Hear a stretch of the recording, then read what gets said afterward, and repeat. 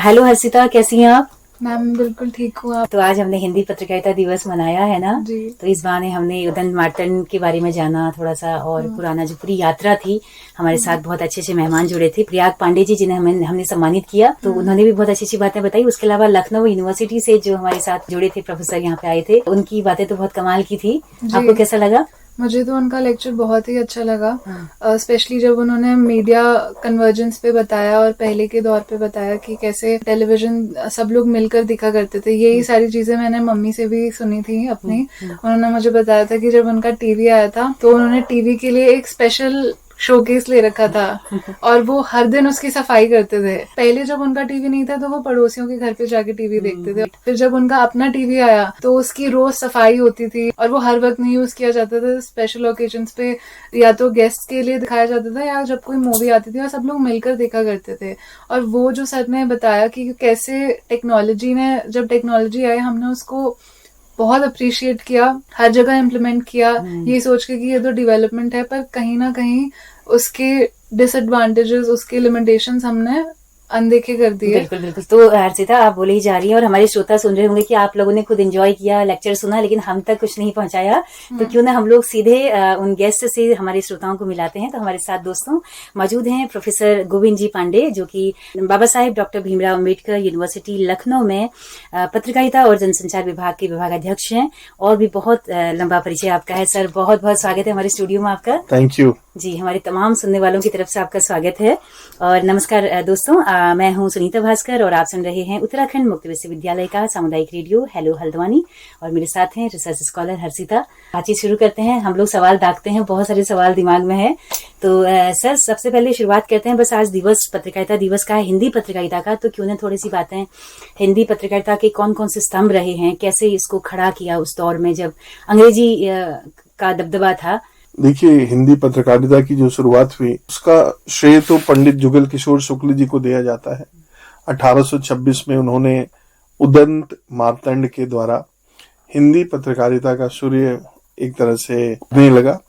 तो वहां से जब शुरू हुआ तो इस बात की हम लोग को दाद देनी चाहिए कि उनका उद्देश्य ना ही धनार्जन था, ना ही उनका उद्देश्य ये था कि इससे वो नाम कमाएंगे।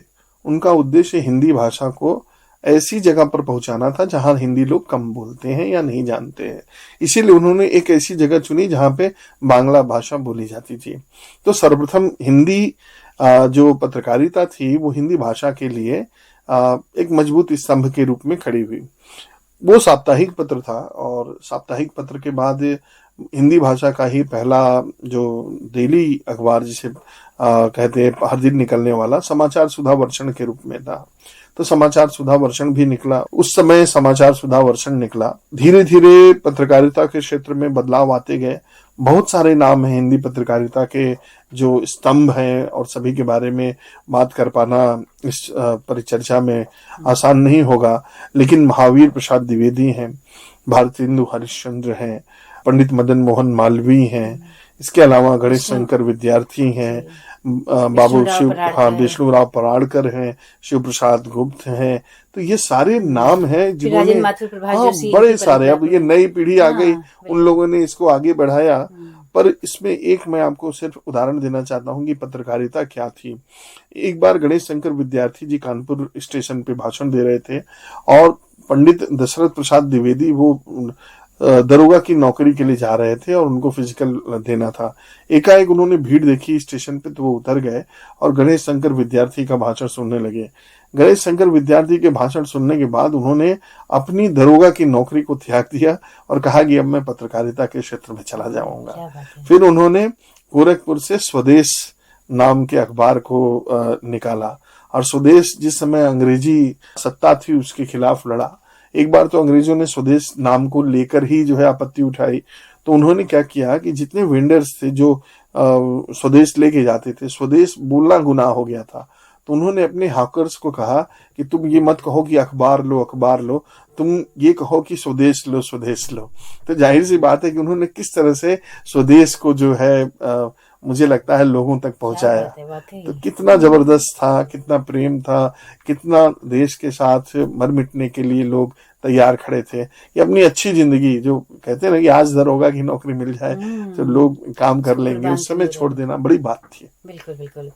तो सर पूरा 200 सालों का पूरा जो हिंदी पत्रकारिता का प्रिंट का जो इतिहास रहा, उसके बाद फिर समय बदला, फिर 90s के बाद बहुत सारे बदलाव आए, तो उन पर थोड़ा सा बताइए कि कैसे कैसे चीजें बदली और फिर टीवी पत्रकारिता से लेके फिर इलेक्ट्रॉनिक मीडिया तक हम पहुंचे।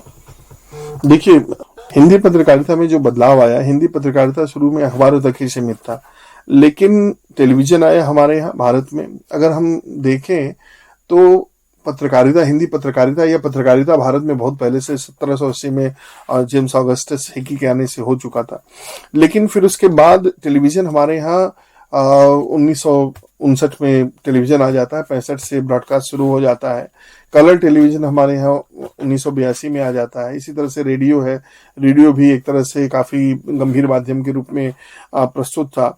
तो जो मुझे लगता है कि टेलीविजन में जो पत्रकारिता का दौर आया, उसमें एसपी सिंह, जिन्होंने आज तक की शुरुआत की थी, उनका नाम लिया जाना चाहिए। इसके अलावा सीएनएन ने जब गल्फ वार को दिखाया तो ये स्टैब्लिश कर दिया कि हम ट्रांस अटलांटिक ट्रांसमिशन कर सकते हैं, लाइव ट्रांसमिशन कर सकते हैं। तो इस तकनीकी बदलाव ने क्या किया कि पहले जहां पे कम चैनल थे, दूरदर्शन था, और दूरदर्शन कैफेटेरिया अप्रोच के थ्रू चलता था। कैफेटेरिया का मतलब आप किसी कैफेटेरिया में जाइए, समोसा खाइए, इडली खाइए, बड़ा खाइए, सब कुछ खाइए, सब कुछ वहां मिलता है। तो उसी तरह से दूरदर्शन पे आपको फिल्में भी दिखाई जाती थी, गाने भी सुनाए जाते थे, न्यूज भी पढ़ा जाता था। तो ये कैफेटेरिया अप्रोच था दूरदर्शन का।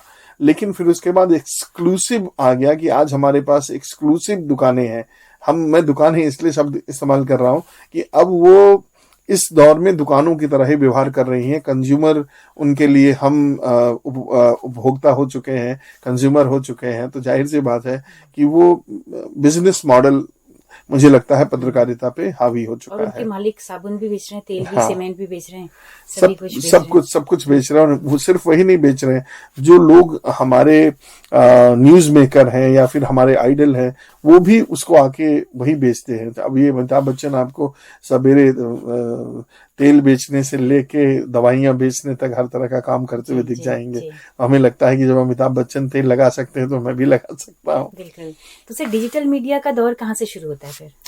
डिजिटल मीडिया का दौर 1982 में जब बेमर्स ली ने www का आविष्कार किया, तो उसी समय से बदल गया ये सारा। जैसे जैसे www आया, इसका मतलब कि हम वर्ल्ड वाइड वेब के थ्रू जो है जुड़ गए। चूंकि वो दौर विदेश में था, वो विदेश से जब धीरे धीरे हमारे इंडिया में आने लगा तो ग्लोबलाइजेशन, इसमें हम नरसिम्हा राव जी को योगदान देना चाहेंगे। बहुत सारे लोग प्रधानमंत्री मनमोहन सिंह को देते हैं, लेकिन मुझे लगता है कि जो सही खिलाड़ी था वो नरसिम्हा राव जी थे, जिन्होंने ग्लोबलाइजेशन को पहचानते हुए मीडिया के साथ साथ इकोनॉमी को भी जो है खोला। तो मुझे लगता है वहीं से सारा सब कुछ हुआ। जब विदेशी धन आने लगा तो मीडिया भी विदेशी आ गई, और साथ में स्टार न्यूज आ गया, बाकी के सब आ गए, पूरे के पूरे ग्रुप आ गए। तो वहां से पूरा जो सिस्टम है वो आगे निकल गया और बहुत सारे टेलीविजन चैनल आ गए। इसमें एक जो तकनीकी है जिसने बड़ी महत्वपूर्ण भूमिका अदा की है, वो है सैटेलाइट की जो तकनीकी है। सैटेलाइट में पहले जो सैटेलाइट्स होती थी वो पोलर ऑर्बिट में होती थी। तो पोलर ऑर्बिट के कारण आपका जो डेटा का ट्रांसमिशन है वो 24/7 नहीं हो पाता था। भारत ने जियो स्टेशनरी सैटेलाइट्स का जब लॉन्च किया, जियो स्टेशनरी सैटेलाइट्स जब लॉन्च हुई तो वो 36,000 किलोमीटर पे जाके उनका जो ऑर्बिट है वो रखा गया। तो 800 से जब हम 36,000 किलोमीटर पे गए तो 2 जियो स्टेशनरी सैटेलाइट्स पूरे अर्थ को कवर कर सकती है। तो इसका मतलब हुआ कि 4 हमने डाल दिया तो कंटिन्यूअस वो जो है पूरा अर्थ कवर हो गया, और कहीं से भी लाइन ऑफ साइट में हम थे और लाइन ऑफ साइट में हम इंफॉर्मेशन भेजने लगे। तो यहीं से मुझे लगता है डिजिटल दौर चालू हुआ और बहुत ढेर सारे चैनल्स आ गए। क्या बात है, बहुत ही दुर्लभ जानकारी है, प्यारी सी। तो सर उसके बाद अब क्या सिनारियो है? अब डिजिटल मीडिया में आप क्या क्या उसका दायरा कितना बड़ा मानते हैं? सही देखिए, डिजिटल मीडिया में जो बदलाव आया उसको हम आपको 3-4 चरणों में धीरे धीरे बताते हैं। पहला चरण आया तो डिजिटल मीडिया में तो टेलीविजन आए। टेलीविजन आने के बाद केबल टेलीविजन आया। आपको भी याद होगा, हमें भी याद होगा, हर घर में केबल टेलीविजन लगा रहता था। उससे क्या हुआ, हर घर का जो एक नालायक बच्चा था एकाएक लायक हो गया। किसी घर में 4 बच्चे हुआ करते थे, 3 पढ़ लिख के बाहर चले गए, एक घर का बच्चा जो नालायक था, केबल टेलीविजन ने उसको लायक बना दिया। उसने क्या किया, अपने पिताजी से पैसे लेके पूरे के पूरे मोहल्ले में उसने केबल टेलीविजन लगा दिया। अब सोचिए 90 से 94 के दशक में जब उसने अपने मोहल्ले में टेलीविजन लगा, केबल के थ्रू टेलीविजन दिया, तो 1000 घर या 2000 घर में जैसे ही उसको जोड़ता है 100 रुपये लेता है। इसका मतलब हुआ कि करीब अगर हम मान लें तो 10,000 से 20,000 रुपए आपका सिर्फ इतना हो गया, मेरे ख्याल से ज्यादा ही होगा। तो उस समय शिक्षक की तनख्वाह सिर्फ 8,000 हुआ करती थी। तो वो नालायक बच्चा एक लायक साबित हो गया और वो लाखों कमाने लगा। जब वो लाखों कमाने लगा तो यहीं पे बदलाव आता है। जब माफिया की निगाह पड़ गई, बड़े लोगों की निगाह पड़ गई, बड़ी कंपनियों की निगाह पड़ी कि अरे ये कैसे पैसा कमा रहा है, तो फिर हुआ कि या तो हमसे मिल जाओ या तो खत्म हो जाओ। तो उस दौर में बहुत सारी हत्याएं हुई। मुझे लगता है कि लोकल लेवल पे अगर हम देखेंगे तो पाएंगे कि केबल ऑपरेटर्स बहुत सारे मारे गए, बड़ी सारी कंपनियों का मर्जर हुआ, सब कुछ हुआ, और ये सब कुछ धीरे धीरे हुआ। तो माफिया ने पहले केबल ऑपरेटर्स को लूटा और उसको अपने में मिलाया। माफिया से आगे बढ़ा तो बड़े बड़े बिजनेस हाउसेस खड़े थे जिन्होंने उस माफिया से उसको ले लिया। तो अभी क्या हुआ कि 10 करोड़ अगर केबल होम्स थे तो वो 10 करोड़ में कोई बड़ा ग्रुप है उसके पास 5 करोड़ है, कोई बड़ा ग्रुप है उसके पास 3 करोड़ है। तो ये सारा सब कुछ उन लोगों के पास चला गया। अभी क्या हुआ कि केबल हमारे घर में 100 रुपए में आता था, पर सरकार ने एकाएक कह दिया कि नहीं, सभी लोगों को डिजिटल बॉक्स लगाने की जरूरत है। अब 10 करोड़ डिजिटल बॉक्स लगाने को एक ही दिन ऑर्डर किया और एक डिजिटल बॉक्स की कीमत 1400 रुपए थी। इसका मतलब हुआ 10 करोड़ गुने 1400 मतलब 1400 दहा में 14,000 करोड़ रुपए एक दिन में सरकार ने, मुझे लगता है, डिजिटल बॉक्स में ले लिया। तो हाँ, वो बड़ी कंपनी है। तो इससे 2 फायदे हुए। एक फायदा तो ये हुआ कि जो पहले केबल की अर्निंग थी वो छुपा लेते थे। मान लीजिए हमारे पास 2000 केबल हाउसेज हैं तो हम 100 दिखाते थे, 200 दिखाते थे, बाकी पैसे अपने पास नहीं लेते थे। अब डिजिटल हो जाने से अब छुपाए नहीं, तो सरकार का रेवेन्यू बढ़ गया। सरकार का जैसे ही रेवेन्यू बढ़ा तो उसमें और भी बड़ी बड़ी कंपनियां आ गई। अब ये एक ऐसा मॉडल हो गया जिसमें बड़ी कंपनियों को लगने लगा कि ये तो बैठे बिठाए, एक बार आप खाली मॉडल बना दो, बैठे बिठाए खर्च है। अभी वो 10 करोड़ से 90 करोड़ तक हम पहुंच रहे हैं। सोचिए, जो इंटरनेट का पेनिट्रेशन है वो 90 करोड़ के करीब होगा, स्मार्टफोन और ये सारा सब कुछ करके। 90 करोड़ या 100 करोड़ लोग अगर 300 रुपए हर महीने खर्च कर रहे हैं तो 300 दहा में 3,000, 30,000 करोड़ हर महीने। 30,000 करोड़ गुणे 10 मतलब 3 लाख करोड़। मतलब कितना, हम गिनती भूल जाएंगे, इतना पैसा इस समय। और हमको पता नहीं, हम ये सोचते हैं कि हम तो 300 रुपए दे रहे हैं, लेकिन वो 300 रुपए कब 36,000 करोड़ हो जाते हैं वो हमें नहीं पता चलता। हम सोचते हैं कि ये तो मेरा एक कॉल ड्रॉप हुआ, लेकिन एक कॉल ड्रॉप से कितना फायदा हो रहा है, कितना मुनाफा हो रहा है, ये हम नहीं सोचते। हम सोचते हैं कि 2 रुपए हमने छोड़ा, लेकिन वो 2 रुपया अगर 100 करोड़ लोगों ने छोड़ा तो वो कितना हो गया, 200 करोड़ हो गया। तो ये जो बड़े लेवल पे, बड़े स्केल पे चला गया, इसीलिए भारत ने फिर उद्योग और उद्योगपतियों को बढ़ते हुए देखा। तो ये केबल एंड टेलीविजन सिस्टम आया। फिर उसके बाद एकाएक हम लोगों ने देखा कि हमें केबल ये अर्थ स्टेशन बन गए। अब उन अर्थ स्टेशन से डायरेक्ट हो गया। डायरेक्ट का मतलब कि आप छतरी लगाइए और छतरी लगाने के बाद जो है आप केबल डायरेक्ट ले लीजिए। तो वो जो बीच वाला केबल वाला था वो भी खत्म हो गया, अभी डायरेक्ट टू होम आ गया। लेकिन डायरेक्ट टू होम बहुत ज्यादा दिनों तक नहीं चल पाया। जैसे ही जियो जैसे सिस्टम आए जिन्होंने इंटरनेट की उपलब्धता हर जगह करा दी, तो अभी हम अपने घरों में डायरेक्ट टू होम को भी या टाटा स्काई को भी नहीं करते। हम सीधे 1200 रुपए का कोई प्लान लेते हैं। उस प्लान में हमारे सारे टेलीविजन चैनल होते हैं, न्यूज चैनल होते हैं, और खासकर नेटफ्लिक्स और प्राइम टीवी होना चाहिए। और मुझे लगता है ये सारा सब कुछ करते हुए अब हम उस माध्यम को भी भूल गए। तो जो डिजिटाइजेशन हुआ, अभी क्या है, हमें आज तक देखना है तो मैं जियो पे देख लेता हूँ। हमें कोई न्यूज चैनल देखना है, हमारे इस पे मोबाइल पे उपलब्ध है। तो ये जो डिजिटल क्रांति आई है उसका कारण है कि ये जो है एक सिस्टम बना, उस सिस्टम को हम कहते हैं कि कन्वर्जेंस कहते हैं। अब कन्वर्जेंस क्या था? कन्वर्जेंस का मतलब होता है कि एग्जिस्टिंग जो सुविधाएं हैं उसको एक प्लेटफॉर्म पे देना। एक प्लेटफॉर्म था हमारे पास टेलीफोनी, तो टेलीफोनी का जो प्लेटफॉर्म था उसमें पहले हम लोकल पीसीओ करते थे, बातचीत करते थे, लेकिन अभी क्या किया, उसी प्लेटफॉर्म को इस्तेमाल करते हुए हमने पहले विजुअल कम्युनिकेशन, तो विजुअल रेडियो आया। विजुअल रेडियो के बाद फिर हमने ऑडियो विजुअल कम्युनिकेशन किया, तो टेलीविजन चैनल आए।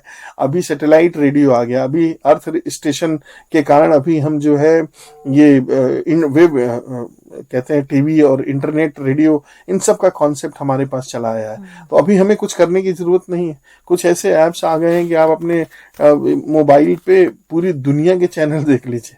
आप उस पर क्लिक करिए और पता चला पूरी दुनिया का कोई भी चैनल देख लीजिए।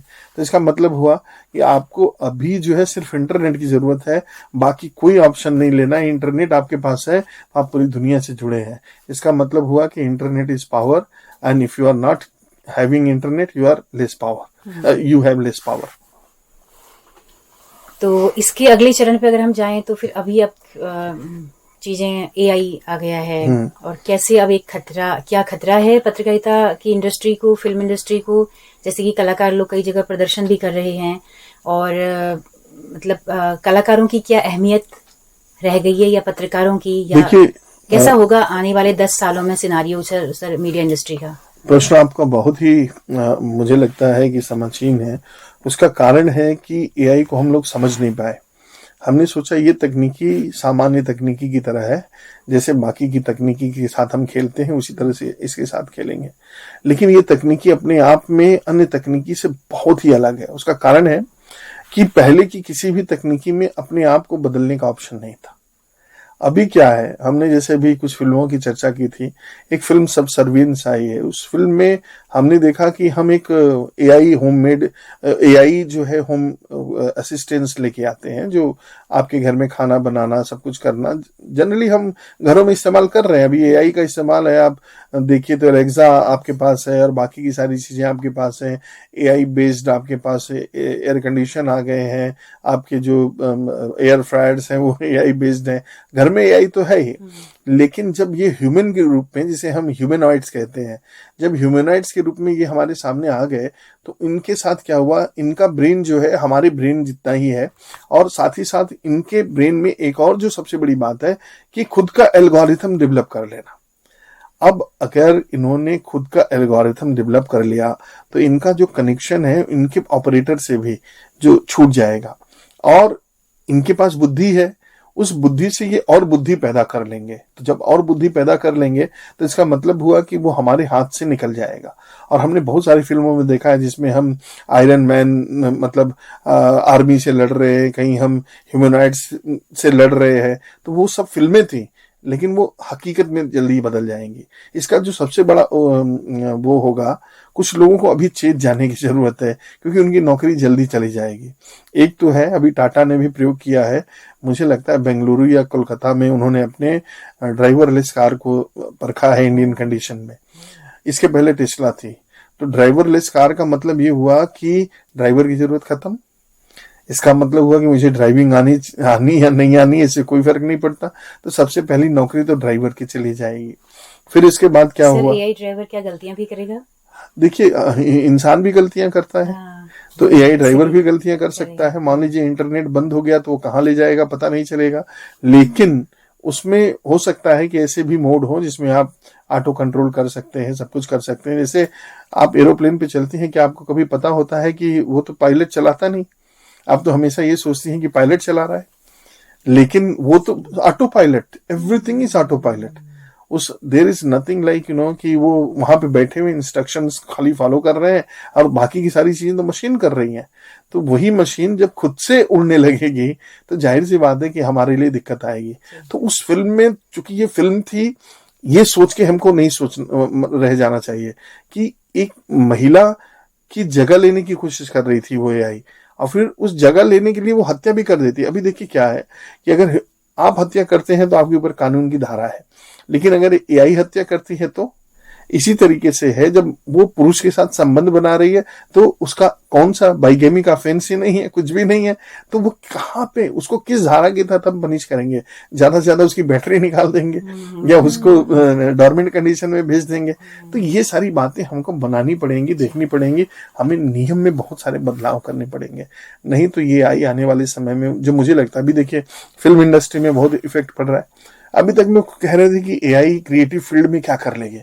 अभी एआई क्रिएटिव फील्ड में क्रिएटिव आर्ट का एक नया प्लेटफॉर्म जनरेट कर दिया है। अभी लोग जो है फोटोग्राफ्स हो, पेंटिंग हो, एआई जनरेटेड पेंटिंग, पूरा का पूरा मार्केट आ गया है, पूरा मार्केट कैप्चर कर लिया। पेंटर गए, कहानी खत्म हो गई पेंटर्स की। वो ट्रेंड चला था गिबली आर्ट, यस, इतना सैड था कि वो मियाजाकी ने इतनी मेहनत से अपना एक डिस्टिंक्ट आर्ट स्टाइल बनाया है, इतने सालों की मेहनत से, और एआई ने मतलब चैट जीपीटी के थ्रू लोगों ने उसको with in micro seconds replicate कर रहे हैं। तो ये सब कुछ है।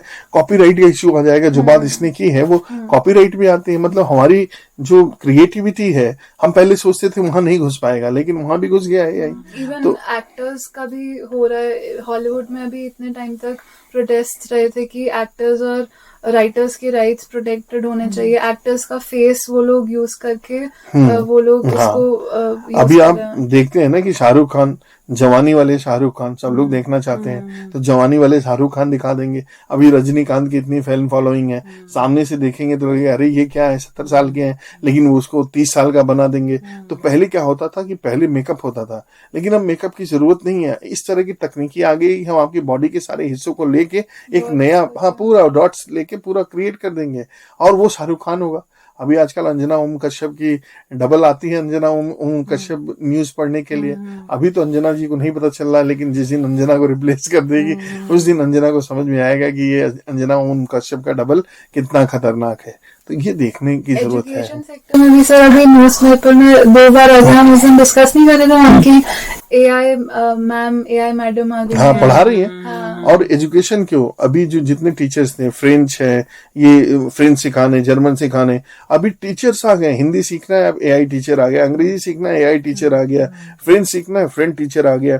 तो आप बहुत सारी जॉब तो चाहने वाली है। और देखिए एक चीज और भी है कि हो सकता है कुछ नए जॉब्स आ जाए, सब कुछ आ जाए, लेकिन हम लोग को सोचना पड़ेगा। जिस तरह से हम लोगों ने जीनोम सीक्वेंसिंग या फिर इन सारी चीजों को रिस्ट्रिक्ट किया, रोका, उसी तरह से एआई के यूज को भी रोकना पड़ेगा। खासकर लेबर क्लास को अगर प्रोटेक्ट करना है, क्योंकि सबसे पहला तो झटका उन्हीं को ही लगेगा।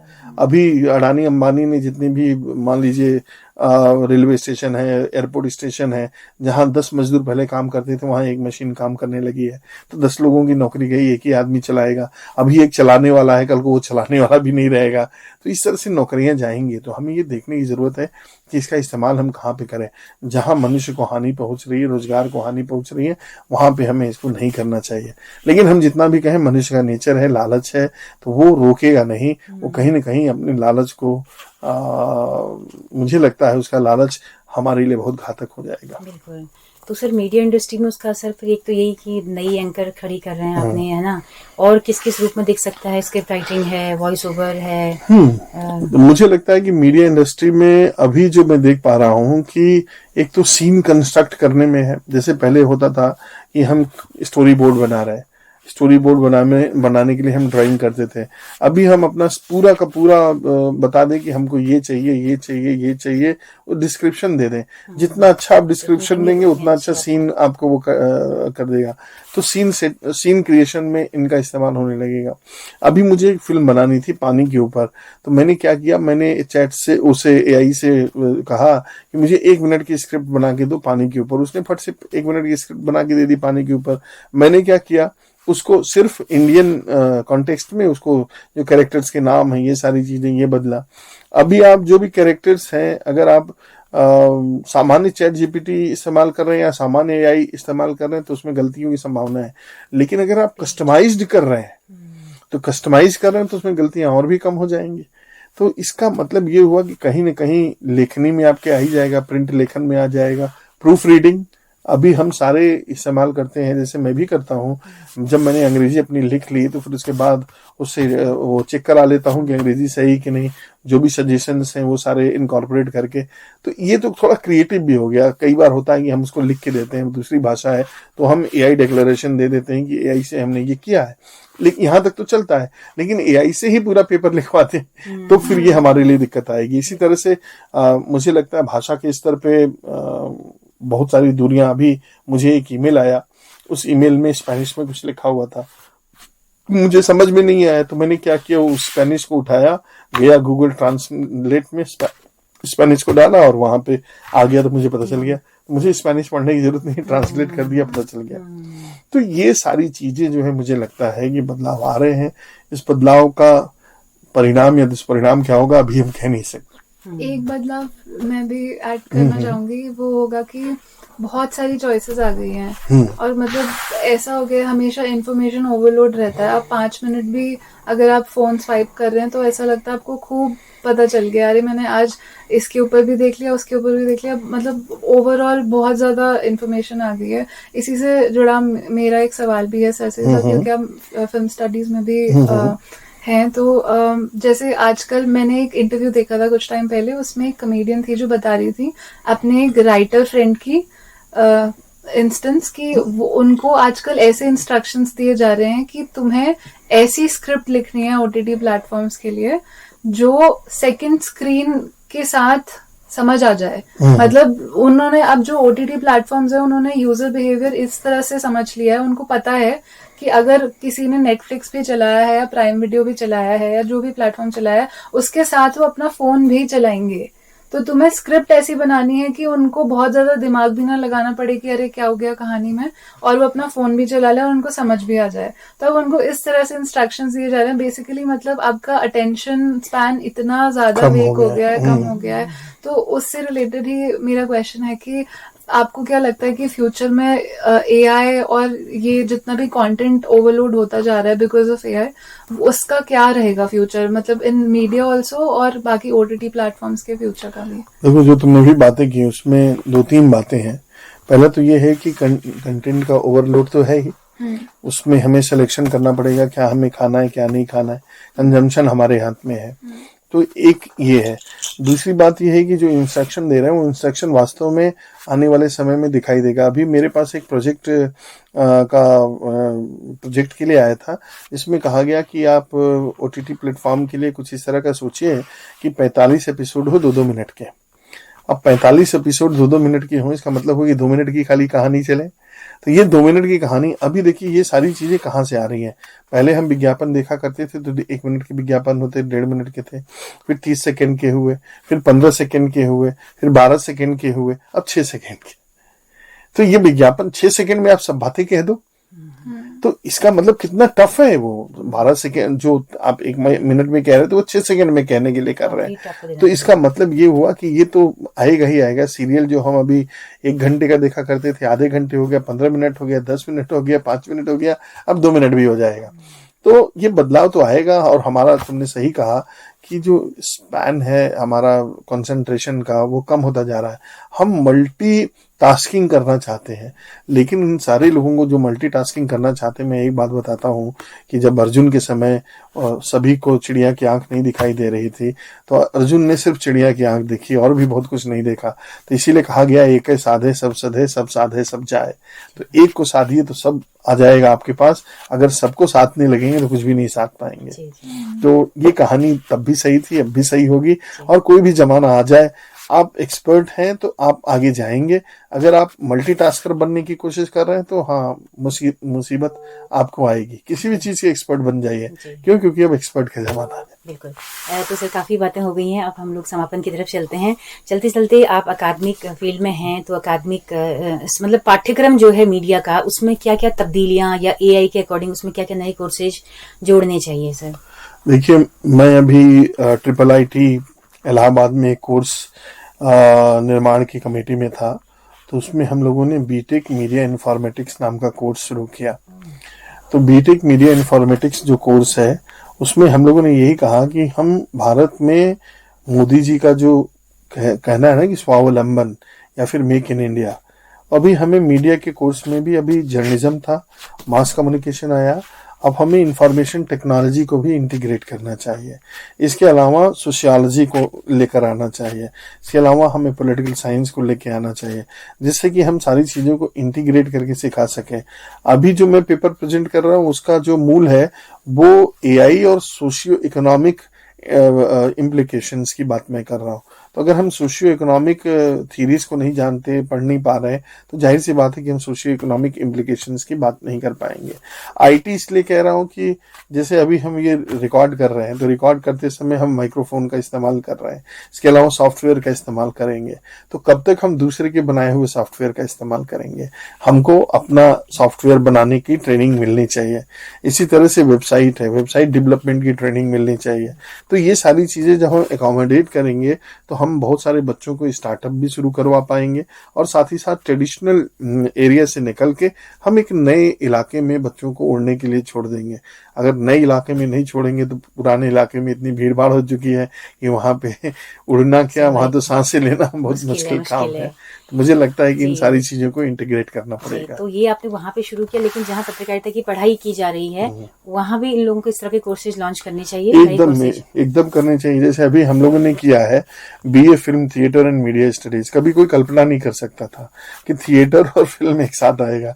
मैं एनएसडी में भी वो पढ़ाता रहा हूँ, तो एनएसडी में मैं विजिटिंग फैकल्टी था। तो जो मुझे जब पढ़ाने के लिए बुलाते थे तो वो मुझे सोशल मीडिया पढ़ाने के लिए बुला रहे हैं, लेकिन मैंने कहा मेरा तो फिल्म है। अब एनएसडी से ट्रेंड हुआ बच्चा वो जाता फिल्म में है, लेकिन फिल्म नहीं पढ़ा सकते आप वहाँ। तो मुझे लगा कि ये कौन सी ऐसी, ये तो बड़ी ऐसी बात है कि आप जिस फील्ड में तैरना चाहते हैं उस फील्ड का नाम न लें। तो मैंने इसीलिए उन दोनों को मिला दिया कि थिएटर और फिल्म को मिला के, और साथ ही मीडिया को भी रखा कि एक ऐसा यूनिक कोर्स तैयार किया जाए जिसमें बच्चा थिएटर भी जानता हो।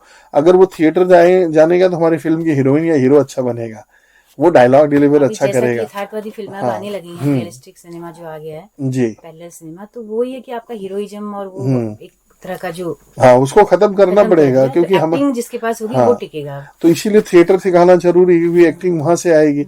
और फिर उसके बाद हमें फिल्म भी सिखाना जरूरी है, क्योंकि टेक्नोलॉजी बहुत चीप हो चुकी है, अब कोई भी फिल्म बना सकता है। पर फिल्में मीनिंगफुल हो, उसके लिए हमें थ्योरी भी पढ़ानी पड़ेगी। तो इसीलिए चाहे हम वो उनको एक्सप्रेशनिज्म के बारे में बताएं, फिल्म ऑथियर के बारे में बता रहे हैं, या फिर हम कहते हैं ना कि न्यू वेव सिनेमा है या फिल्म नोआर है, ये सारी बातें हमें बतानी पड़ेंगी बच्चों को।